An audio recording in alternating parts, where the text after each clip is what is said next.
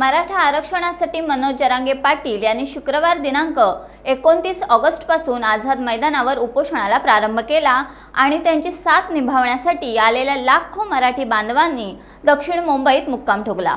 लाखो मराठा बांधव व भगिनींचा मुंबई बोरीबंदर परिसरात म्हणजे CSMT रेल्वे स्थानक, मुंबई महापालिका मुख्यालय, चर्चगेट, मरीन लाईन्स, कुलाबा, मंत्रालय परिसर, विधान भवन परिसर, Ballard Pier, Hutatma Chowk, Nariman Point, Gateway of India या साऱ्या परिसरात अहोरात्र राबता आहे।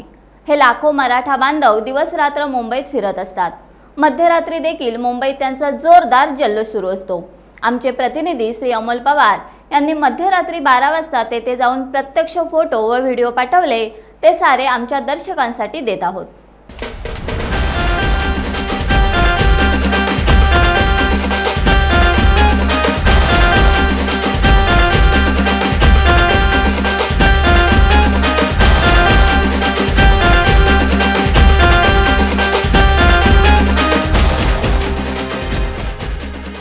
टाइम्स डिजिटलला लाईक करा, शेअर करा, सबस्क्राइब करा आणि बेल आयकॉन दाबायला विसरू नका।